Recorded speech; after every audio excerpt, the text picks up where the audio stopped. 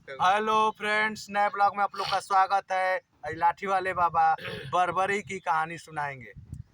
बर्बरी महाभारत की लड़ाई में महान योगदान निभाया है। बर्बरी किसका लड़का था, आज लाठी वाले बाबा सुना रहे हैं। एक बार अर्जुन जी शिकार करते करते चले गए अरुणाचल प्रदेश। वहाँ पर एक औरत से प्रेम हो गया। कुछ दिन तक उस औरत के पास रहे। इसके बाद उनका लड़का पैदा हुआ जिसका नाम रखा गया बर्बरी। जब महाभारत की लड़ाई शुरू हुई तो बर्बरी को पता था कि मेरे पिता अर्जुन हैं। उनको मोह पैदा हुआ और अपनी माँ से कहा कि मैं महाभारत की लड़ाई में जाऊंगा और ज़रूर अपने पिता की रक्षा के लिए हर तरह से तैयार रहूंगा। माँ का आदेश लेकर बर्बरी जब चला, गांव के बाहर ही श्री कृष्ण जी समझते थे कि जहां महाभारत की लड़ाई का प्राविधान 18 दिन तक रखा गया है, ये बर्बरी जाएगा तो इस महाभारत को तुरंत एक ही दिन में ख़त्म कर देगा। कृष्ण जी बैठे हुए थे, बर्बरी आया। कृष्ण पूछे कि अरे भाई कहाँ जा रहे हो?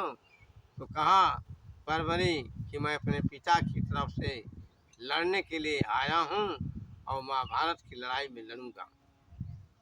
कृष्ण कहे कि ठीक है, तो जरा तुम कितना वीर हो हमें दिखा दो। एक पीपल का पेड़ हरा था।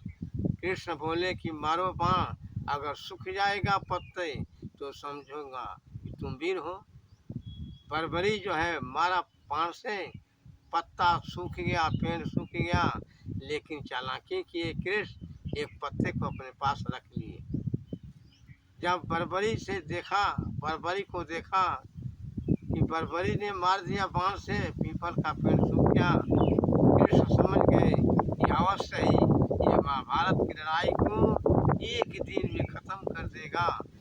उन्होंने बर्बरी से कहा कि अब देखो तो पीपल का पेड़ कैसा दिखाई दे रहा है। बर्बरी देखा कि पीपल का पेड़ हरा हो गया। उसी समय चक्र से बर्बरी की गर्दन को काट दिए।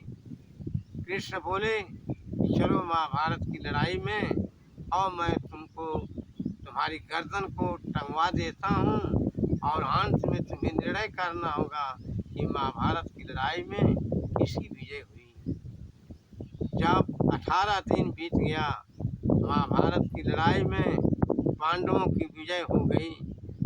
कृष्ण जी उस बर्बरी के पास आकर बोले कि बताओ बर्बरी सही सही जीत किसकी हुई है।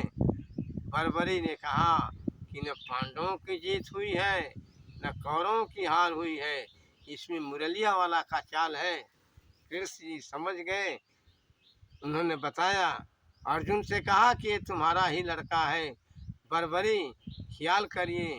अर्जुन के समझ में आ गया वो सही बात है।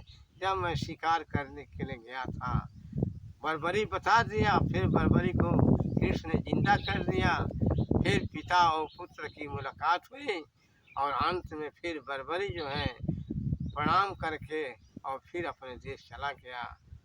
धन्यवाद। ठीक है फ्रेंड्स, लाइक और सब्सक्राइब जरूर करें और इस वीडियो को सपोर्ट करें। धन्यवाद।